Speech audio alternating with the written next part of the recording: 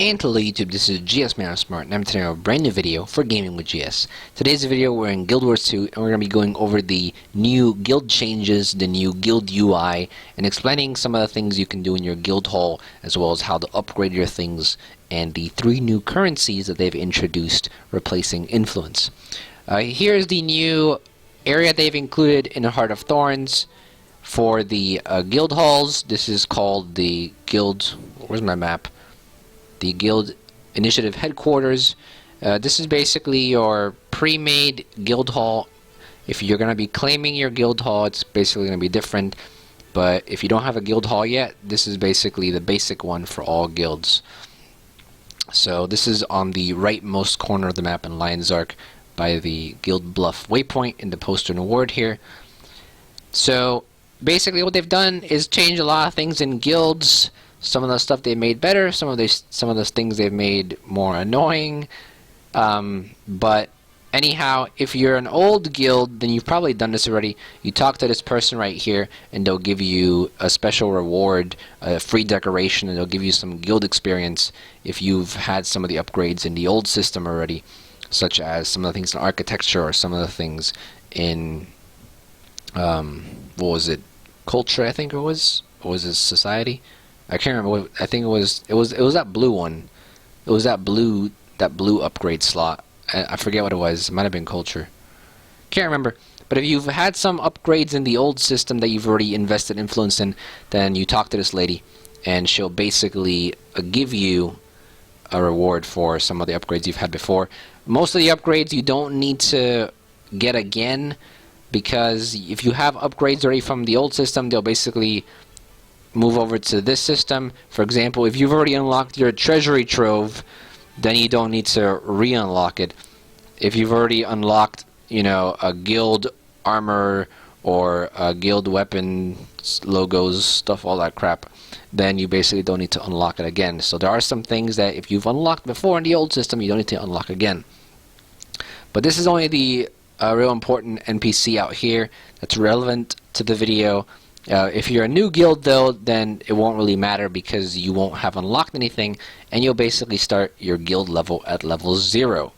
So what is this whole thing about guild level I've been talking about? Well, if you press G here, you'll see that your guild level is up here. Now this guild level is really only for upgrading a guild hall. Once you've gotten your guild hall, and once you start upgrading it, upgrades will depend on your guild level. So every time you create a new upgrade and it completes, you will gain guild experience, and in order to get the next upgrade, your guild level will have to be a certain level. Personally, I don't know why they added a guild level, because it doesn't really make much sense to me. You know, you already need prerequisites for upgrading some of the things in your guild hall, so I don't really know why they added a level system to basically time gate some of the upgrades when, you know, the prerequisites are already time gating it. But I do like the idea. You know, guild levels are cool, and they will actually, you know, give you an idea of, you know, how prestigious your guild is through a number rather than through upgrades.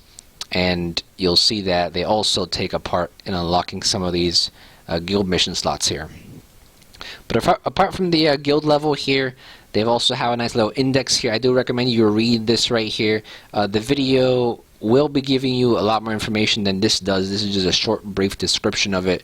It won't really give you everything that I'm going to be talking about in the video today. In fact, it is missing some content even, so I do still recommend you read it though, because it can give you some insight. But anyway, and here's your roster. Nothing really changed there. On the top left corner here, you can choose your guild channels in the chat here, but nothing too important on the first page here. Roster here has changed. Well, it stayed the same. Nothing has changed. I meant nothing has changed in the roster here. But what has changed is guild missions here. So for guild missions, like I said, some of these will be locked depending on your guild level. It requires level 10, it requires level 40, and some of the ones at the bottoms here, that requires you to purchase the slot. And basically, these are your guild mission. They change every week. You have easy, medium, and hard ones. Depending on your guild level, you'll be able to do more missions. But for now, you'll just have one for easy, medium, and hard. And it depends on your guild size. This one recommends 10 players. This one recommends 15 players, and this one recommends 3 players. So as you see, we've already completed our guild mission here. We already have 330 favor earned out of the 2,000 weekly cap. That's the maximum you can get, 2,000. And by completing guild missions, you do earn favor. Now, what is favor? Favor is basically what is replacing influence here. You still have your influence from the old guild system, but honestly, this influence is worth not much. It's used to give you some minor upgrade boosts when you're upgrading things, and it's used to convert to favor, but really influence is pretty much irrelevant now. Now you're focusing on favor. So favor is basically used to give your guild upgrades. And how do you earn favor? The only way is to do guild missions. You also still get personal rewards from guild missions, such as the guild commendations, and here it will tell you if you already gotten the reward for the week or if not, and you'll be able to get your personal rewards, such as the guild commendations. So that's pretty much it for missions. Do be aware of these instructions here. Some of these do require you to have a certain amount of players and to have a team, but just read this and make sure to click launch mission at the bottom, because if you don't click launch mission, then you're basically not going to get credit for it. That's guild missions. These re-roll every week. They'll be different every week, and depending on what you have unlocked here will depend on how many you get. You can also filter your missions here by changing it to PvE, PvP, or WW.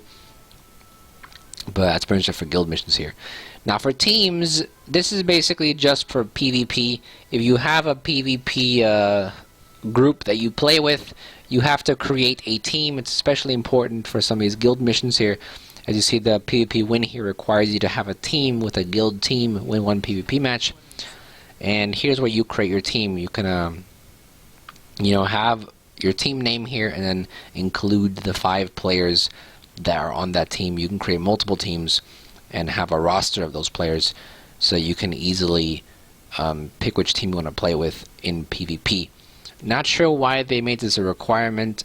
They could have just used the old party system, but I guess it gives you sort of a little record here of how many games you've won.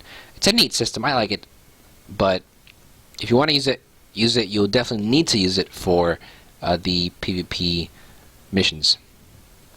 Then for storage here, this is a new section as well. Now here it's basically just showing you how many decorations you have for your guild hall. It shows you how many banners you have for your guild hall, and which siege you have. You see we have 1 out of 25 of the guild catapults, and we have some banners here as well. War chest and arena, same thing. It's basically just showing you which obstacles you have. So this is basically just showing you what you have and what you can use. So that's storage basically, and then history and ranks are basically the same thing. The only difference is the ranks has a ton of more options now that you can change depending on your preferences. So that's pretty much it for the new guild UI. There are some big changes, but some of these tabs did not change at all. Some of them have changed completely, and some of them are new, such as the team and the storage and the guild missions. So that's it for the UI. Nothing really outside of the guild initiative either, other than the guild bank here and the guild register. But you'll see that everything outside here can be seen inside the guild initiative office as well. Now, like I said, this is your pre-made guild hall that everyone gets until you claim your guild hall. And guild halls are basically the new thing that they've added to guilds. It's basically just a huge home instance for your entire guild that you can decorate, and you can have some useful stuff in there, such as an anvil to repair gear. Also such things as a scribe, which is a new crafting profession to give yourself banners and other cool stuff. You can create your own jumping puzzles. It's just a home instance that you can decorate. So the first thing we're going to go over is how to claim your guild hall, which should be the first step when you have your guild established. You want to start to claim your guild hall, and on the left side of the room here you basically have the NPCs that show you the guild hall. You can talk to them, and you can ask them to, can you tell me what this place looks like? And they'll give you like a little video. Same with the other NPC over here. For the second guild hall, you can preview it through a video here. If you're ready to get your guild hall, then you will need to click the first option, but it does require you to have 100 gold. That's right, 100 gold. And it does also require you to have completed at least one of the guild missions here. So those are the requirements to claim your guild hall. You also need a party of friends or guildies to help you claim the guild hall, because you probably won't be able to do it alone. It is a group event, so that's the information on that really. Once you've completed the event, you will have your guild hall. And in your guild hall, you basically have everything that you see here. In the middle room here, you'll see that we do have our guild bank here, our guild commendation trader, which you can get your ascended accessories from with commendations. Commendations are still obtainable through missions, like I said earlier. Your guild armor here. And then if you don't have a scribe, which is the new crafting profession, we'll talk about it a little more later in the video, you can use your favor to buy some of these things right here, such as a road marker or magic find banners and stuff like that, in case you don't have a scribe to craft these consumables, because you will need a scribe to craft the consumables. But if you don't have the expansion, then you can't get the guild hall. And if you can't get the guild hall, you can't get the scribe. And if you can't get the scribe, you can't get consumables. And if you can't get consumables, you basically can't get any of these. So you can use your favor to purchase those consumables. Now, we've gone over favor. Favor is one of the key new currencies in the guild system, but there are two more currencies in the guild system, and we'll go over resonance first. Resonance is a type of currency that you can gain from doing guild missions here, and basically how they'll look like is like this. Resonating silver here, and what these are used for, they're used for the scribe. Now the scribe is someone who is a crafting profession, and they can basically craft these banners for you. They can also craft certain buffs and certain things for World versus World, and they can also craft a ton of these decorations. If you scroll over some of these right here, the orange balloons, for example, requires that level 225 scribe. So the resonance is a crafting material for scribes, and scribes basically use resonance. So that is the currency for scribes. If you want to use a scribe, you're going to need resonance. If you're not going to use the scribe, then resonance will be useless to you, and you don't need to worry about it. But most guilds will be using the scribe, so resonance is important to you. And you gain resonance by guild missions, and you'll use them for crafting material and for purposes to create these items here, such as decorations and consumables. So that is the second type of currency, resonance. And the third type of currency, and this will bring us to our last section of the video, which is actually upgrading your guild hall, which is Aetherium. And what will happen is that once you have your guild hall, and if you don't have your guild hall, you're able to buy a guild vault stash, which gives you a 50 slot guild vault. You'll also be able to buy a repair anvil and a general merchant for your little guild hall that you have here, your pre-made one. But you also have your guild hall here. Now, what will happen is that once you have your guild hall, you'll be able to upgrade a lot of more things into your guild hall, such as a mine, such as a tavern, and such as a bunch of other cool buildings that you can upgrade for your guild hall. But you'll first need a guild hall, and we've already gone over that, how to get your guild hall. But for these upgrades here, you do need gold. As you see here, you need gold and you need favor. Favor you get from guild missions, gold you get from, well, selling stuff. So some of these you do need gold and favor, but for other upgrades you do need, if I can scroll down, you do need Aetherium. And Aetherium is another currency that they've introduced, and you can basically get this from mining, which can be obtained through a mine in your guild hall. Once you have the mine upgraded, you'll be able to mine for Aetherium. And Aetherium is used for other upgrades, and it's also used to speed up your upgrades. So you can use a certain amount of Aetherium every day to speed up some of your upgrades, and it's also used to craft and upgrade other things. It's not used by the Scribe, it's only used for, by crafting I meant upgrading, not crafting actually. So Aetherium is used for crafting, not crafting, why I keep saying crafting. Aetherium is used for upgrading your guild hall, and it's used to speed up upgrades. And how do you get Aetherium? Well, I just said through the mines. Repeating myself kind of here. But this is the UI that you're going to use for upgrading your guild, and as you'll notice, for some of these upgrades you do need material such as 100 globs of ectoplasm. And well, how can you get that?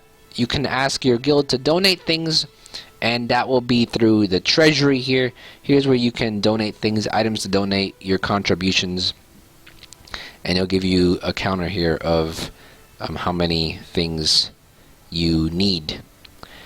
So currently it's saying treasury because I'm guessing treasury is an upgrade after you gain your guild hall, but we already have the treasury, so I guess this is why it's saying this. But anyway, that's your upgrade UI here, and the 3 currencies that we've gone over: favor, resonance, and Aetherium. Hopefully this gives you a better understanding of what the guild initiative offers here and about the 3 new currencies. Hopefully it gives you an understanding of the UI and of the new changes to the guild hall and to the guilds, and how to obtain your guild hall and all these new things. Be aware there are some things that I can't go over right now because I don't have my guild hall, such as the Scribe. Currently we only have 22 out of 100 gold, so we're working on getting our guild hall. Once I have the guild hall, I'll probably go over some of the other things in more detail, such as how to use the Scribe trade skill, crafting profession. Trade skill is another game I'm thinking of, but how to use the Scribe profession for crafting, and I'll go over that, and I'll probably go over some things more in detail in the guild hall. But this video is just a basic understanding. Hopefully you get a good understanding of some of the new things here. And if you have any questions or comments, leave in the comments below. I'll try to do my best to answer them. I've done some research on a lot of things in guilds, so I'll probably know the answer to it. If you have any questions, you can leave them there. And that's pretty much the video. Hopefully you enjoyed. Thank you for watching, and we have plenty of more Guild Wars 2 videos coming in the future. I already have a ton of other Guild Wars 2 videos if you're interested in them, such as how to make gold and some tips and tricks videos, and I've recently made an Elementalist staff PvP guide, but all of that is in my channel in the Guild Wars 2 playlist, so if you're interested, definitely check that out. But for now, that'll be it. So until next time, I don't know what video I'm going to do next, but whichever one it is, hopefully you'll see it. And hopefully you found this video helpful. Thank you for watching. I hope that this video helped you out in any way. If you enjoyed this video, please leave a like. It'll really help me out. If you didn't like it, you can leave a comment below as well and give some feedback. If you have any other comments or questions, please leave them in the comments as well. And I usually try my best to answer those comments within the next 24 to 48 hours, depending on how busy I am. I also have plenty of other content on my channel about different gaming tutorials, as well as general gaming videos for Guild Wars 2, League of Legends, Minecraft, and any others that you may be interested in. So if you're interested in that type of stuff, check it out. And if you like what you see, you can subscribe too. Would really appreciate it. You can also check out my other channels and social medias as shown on the screen right now. And with that, thank you so much everyone, and this is GSmaniamsmart, and I'll be back sooner than you think. Don't go anywhere.